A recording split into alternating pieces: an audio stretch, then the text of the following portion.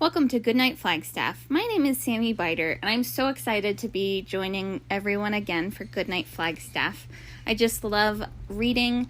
I love reading to our communities, and I love the Lord of the Rings trilogy. So I'm really excited to be here tonight with you. Thank you for tuning in to our community story time. You can find a new chapter from one of our favorite family-friendly books at 8 p.m. each weeknight on the Literacy Center's YouTube channel and on Crater Radio, a local online radio station. The previous chapter is replayed on Crater Radio each weeknight at about 7:30, just before the new chapter airs.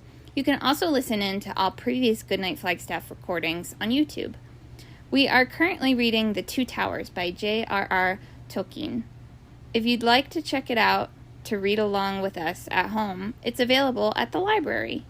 Check one out today with your Coconino County Library card. Please email us if you'd like to join our team of readers and connect with your community through stories. All ages welcome. Our email is goodnightflagstaff@gmail.com. Last time we read together, Gandalf, Aragorn, Legolas, and Gimli arrived at King Theoden's hall, where they were told to leave the weapons outside. Once inside the hall, they found the king old and frail with his advisor, Wormtongue. Gandalf silenced Wormtongue and brought life back into Theoden. How will they prepare for the coming war? When Hama had been summoned and had gone, Gandalf led Theoden to a stone seat, and then sat himself before the king upon the topmost stair. Aragorn and his companions stood nearby. "There is no time to tell all that you should hear," said Gandalf. "Yet if my hope is not cheated, a time will come ere long when I can speak more fully. Behold, you are come into a peril greater even than the wit of Wormtongue could weave into your dreams. But see, you dream no longer. You live. Gondor and Rohan do not stand alone. The enemy is strong beyond our reckoning, yet we have a hope at which he has not guessed." Quickly now Gandalf spoke. His voice was low and secret, and none save the king heard what he said. But ever as he spoke, the light shone brighter in Theoden's eye, and at last he rose from his seat to his full height, and Gandalf beside him, and together they looked out from the high place towards the east. "Verily," said Gandalf, now in a loud voice, keen and clear, "that way lies our hope, where sits our greatest fear. Doom hangs still on a thread.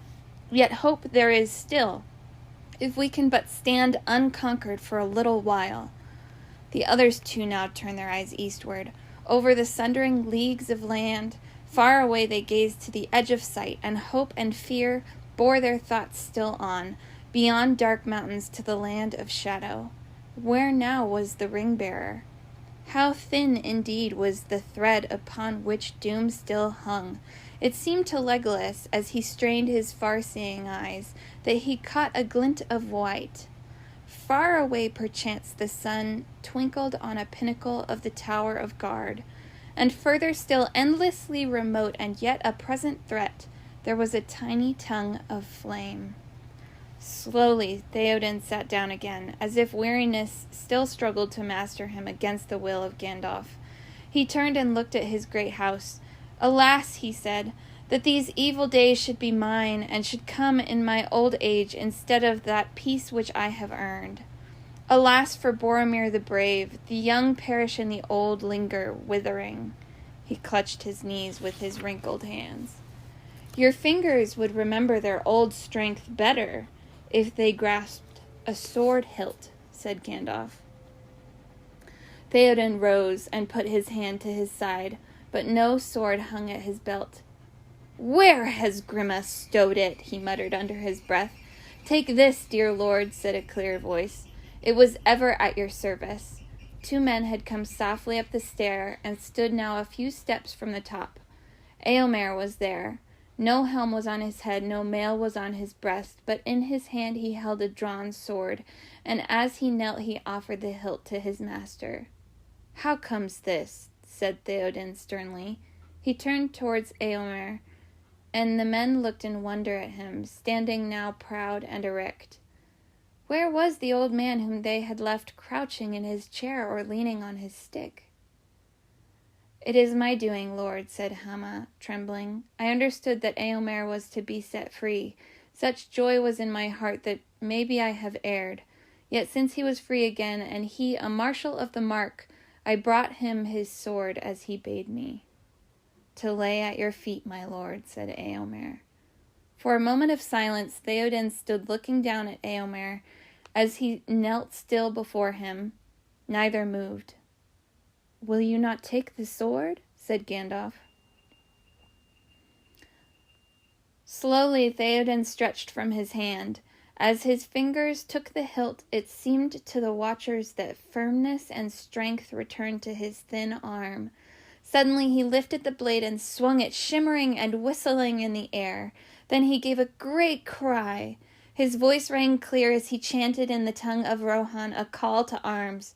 "Arise now, arise, riders of Theoden! Dire deeds awake! Dark is it eastward! Let horse be bridled, horn be sounded! Forth, Eorlingas!" The guards, thinking that they were summoned, sprang up the stair. They looked at their lord in amazement, and then as one man they drew their swords and laid them at his feet. "Command us," they said. "Westu Theoden Hall!" cried Eomer. "It is a joy to see you return into your own. Never again shall it be said, Gandalf, that you come only with grief." "Take back your sword, Eomer, sister son," said the king. "Go, Hama, and seek my own sword. Grima has it in his keeping. Bring him to me now. Also, Gandalf, you said that you had counsel to give, if I would hear it. What is your counsel?" "You have yourself already taken it," answered Gandalf, "to put your trust in Eomer rather than in a man of crooked mind, to cast aside regret and fear, to do the deed at hand. Every man that can ride should be sent west at once, as Eomer counseled you. We must first destroy the threat of Saruman while we have time. If we fail, we fall. If we succeed, then we will face the next task.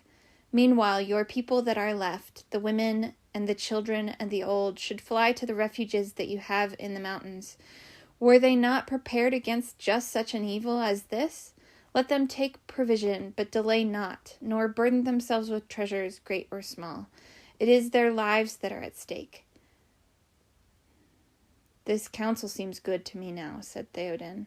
"Let all my folk get ready. But you, my guests, truly you said, Gandalf, that the courtesy of my hall is lessened. You have ridden through the night, and the morning wears away. You have had neither sleep nor food. A guest house shall be made ready. There you shall sleep, when you have yet eaten." "Nay, Lord," said Aragorn, "there is no rest yet for the weary. The men of Rohan must ride forth today, and we will ride with them, axe, sword, and bow. We did not bring them to rest against your wall, Lord of the Mark, and I promised Eomer that my sword and his should be drawn together." "Now indeed there is hope of victory," said Eomer. "Hope, yes," said Gandalf, "but Isengard is strong, and other perils draw even ever nearer. Do not delay, Theoden, when we are gone. Lead your people swiftly to the hold of Dunharrow in the hills." "Nay, Gandalf," said the king, "you do not know your own skill in healing. It shall not be so. I myself will go to war, to fall in front of the battle if it must be. Thus shall I sleep better."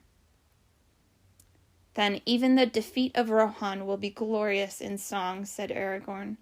The armed men that stood near clashed their weapons, crying, "The Lord of the Mark will ride! Forth, Eorlingas!" "But your people must not be both unarmed and shepherdless," said Gandalf. "Who shall guide them and govern them in your place?" "I will take thought for that ere I go," answered Theoden. "Here comes my counselor." At that moment Hama came again from the hall.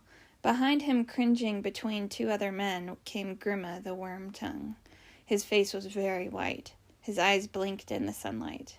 Hama knelt and presented to Theoden a long sword in a scabbard clasped with gold and set with green gems. "Here, Lord, is Herogrim, your ancient blade," he said. "It was found in his chest. Loath was he to render up the keys. Many other things are there which men have missed." "You lie," said Wormtongue, "and this sword your master himself gave into my keeping." "And he now requires it of you again," said Theoden. "Does that displease you?"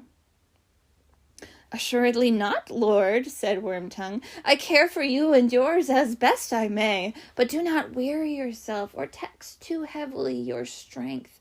Let others deal with these irksome guests. Your meat is about to be set on the board. Will you not go to it?" "I will," said Theoden, "and let food for my guests be set on the board beside me. The host rides today. Send the heralds forth. Let them summon all who dwell nigh. Every man and strong lad able to bear arms, all who have horses, let them be ready in the saddle at the gate, ere the 2nd hour from noon." "Dear lord," cried Wormtongue, "it is as I feared. The wizard has bewitched you. Are none to be left to defend the golden hall of your fathers and all your treasure? None to guard the lord of the mark?" "If this is bewitchment," said Theoden, "it seems to me more wholesome than your whisperings. Your leechcraft ere long would have had me walking on all fours like a beast. No, not one shall be left, not even Grimma. Grimma shall ride too. Go, you have yet time to clean the rust from your sword." "Mercy, lord," whined Wormtongue, groveling on the ground. "Have pity on one worn out in your service. Send me not from your side. I at least will stand by you when all others have gone. Do not send your faithful Grimma away." "You have my pity," said Theoden, "and I do not send you from my side. I go myself to war with my men. I bid you come with me and prove your faith." Wormtongue looked from face to face. In his eyes was the hunted look of a beast, seeking some gap in the ring of his enemies. He licked his lips with a long, pale tongue. Such a resolve might be expected from a lord of the house of Eorl, though old though he may be, he said. "But those who truly love him would spare his failing years. Yet I see that I come too late. Others whom the death of my lord would perhaps grieve less have already persuaded him. If I cannot undo their work, hear me at least in this, lord. One who knows your mind and honors your commands should be left in Edoras.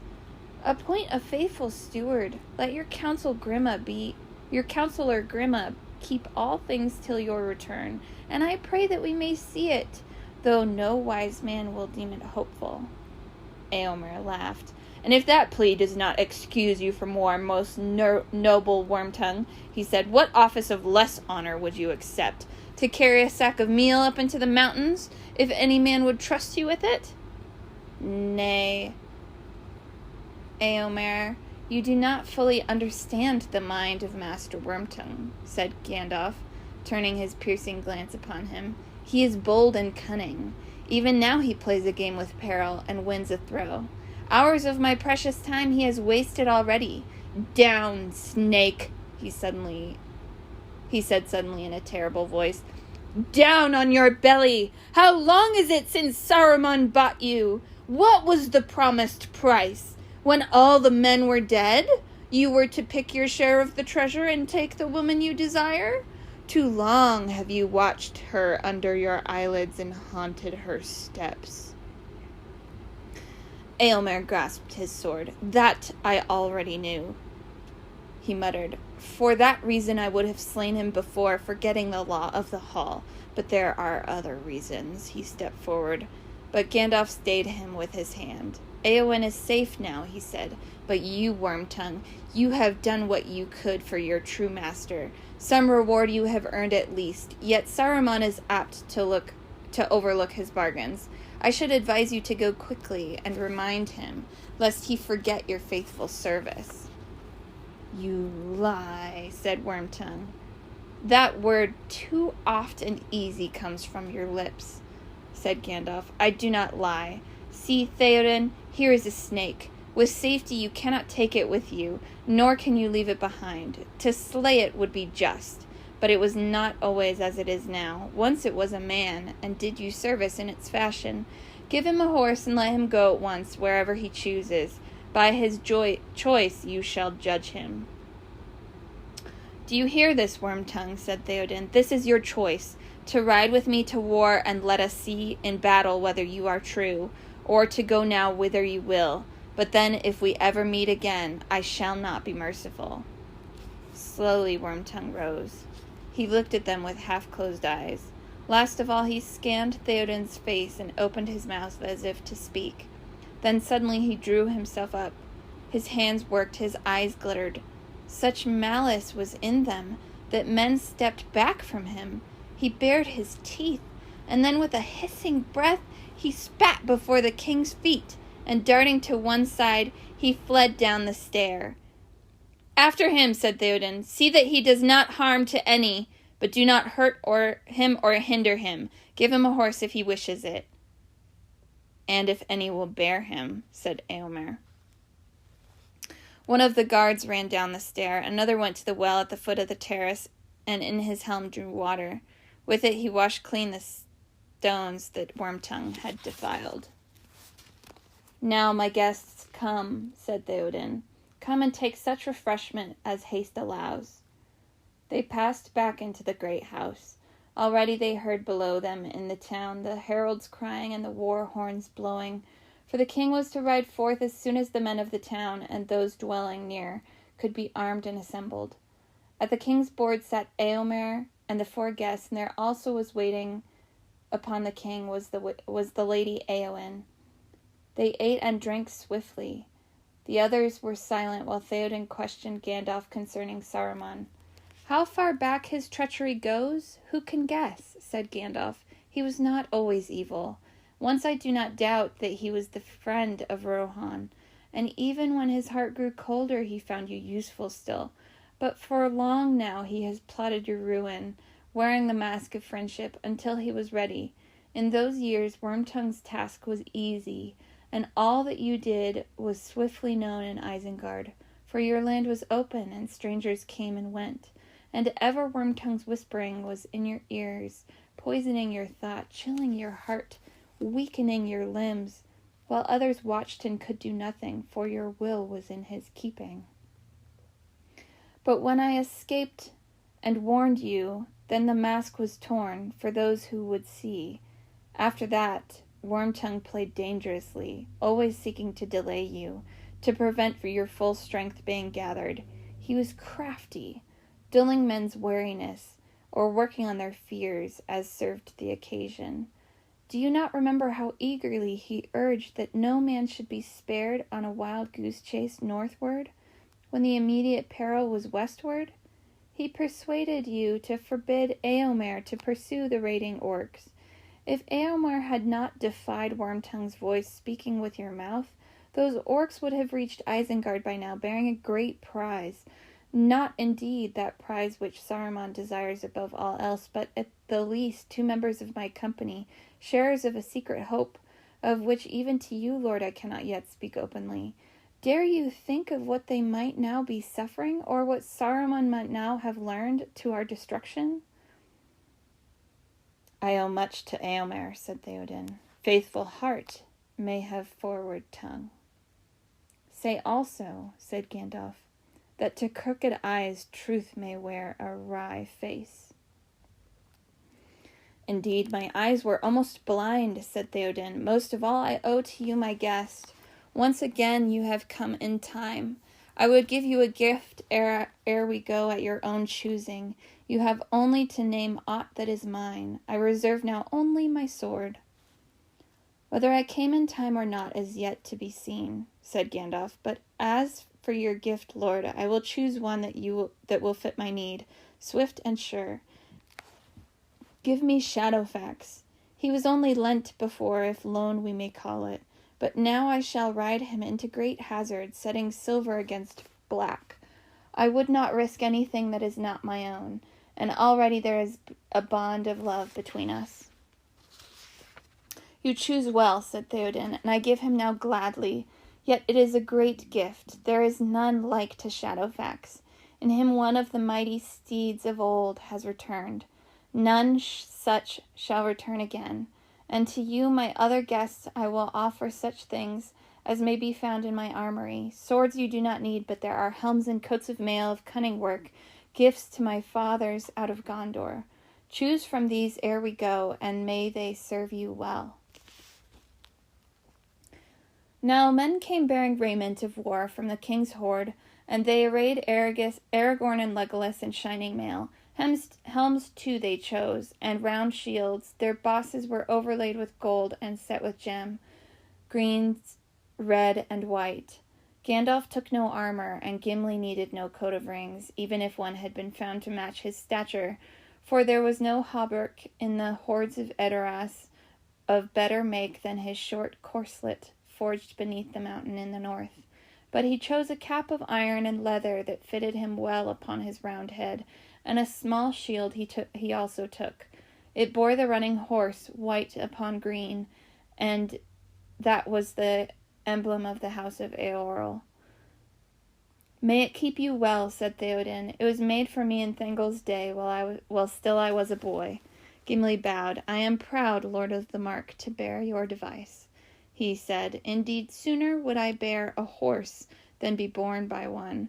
I love my feet better, but maybe I shall come yet where I can stand and fight.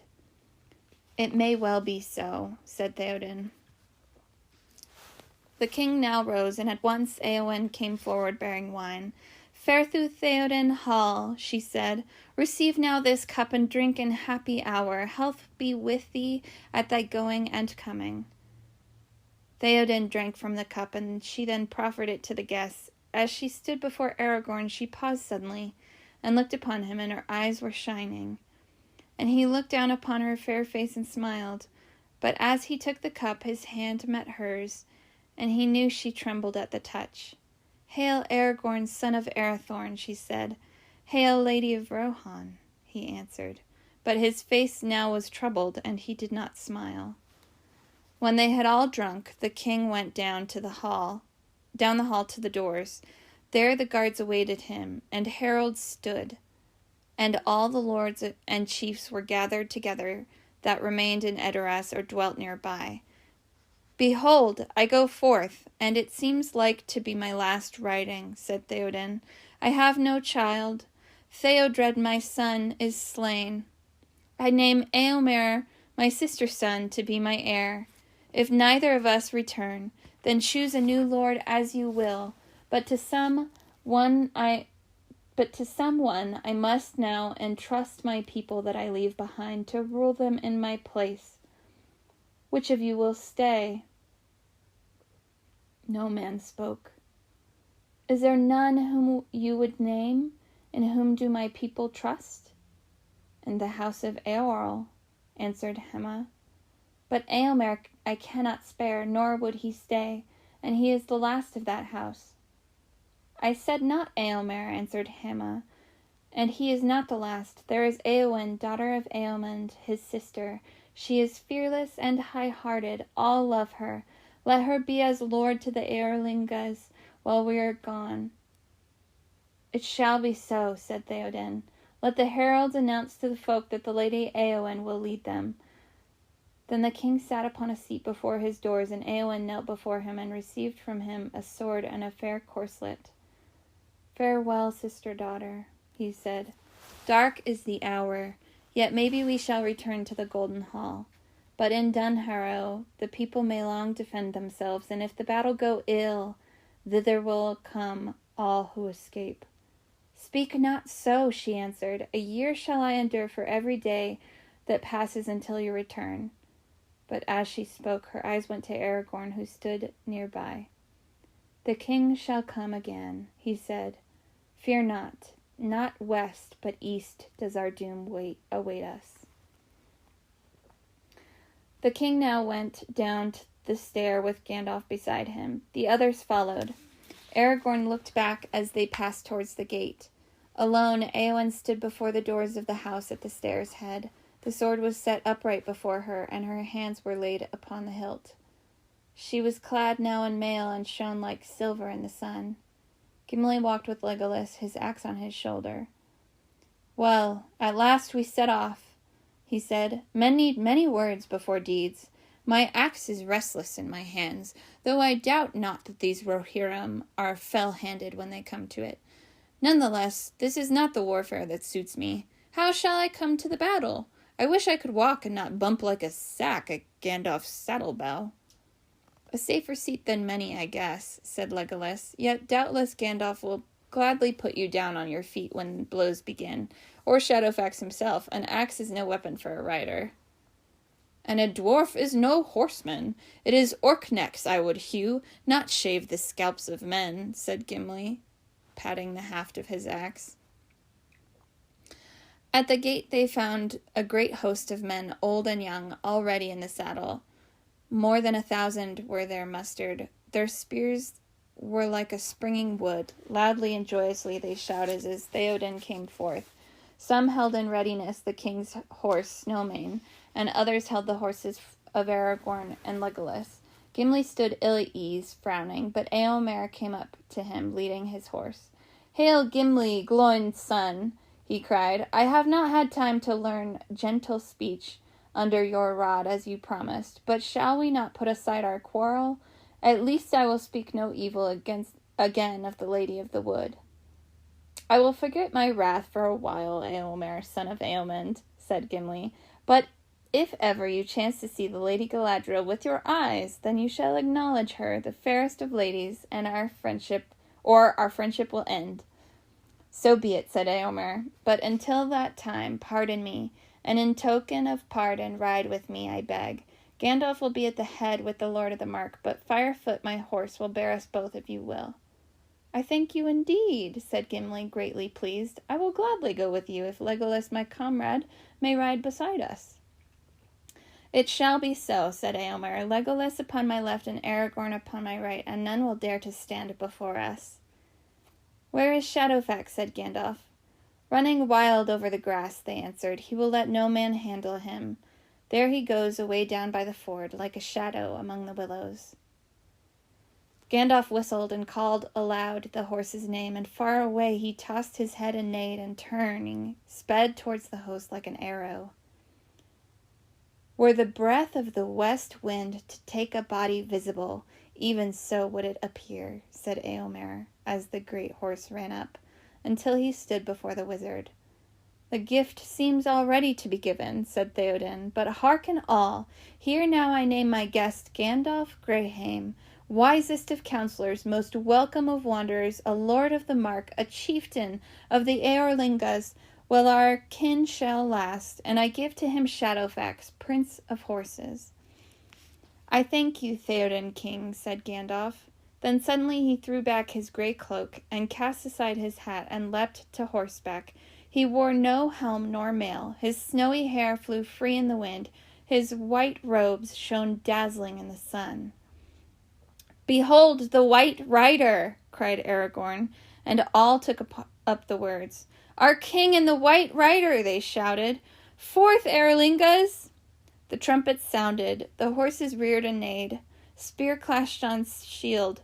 Then the king raised his hand, and with a rush like the sudden onset of a great wind, the last host of Rohan rode thundering into the west.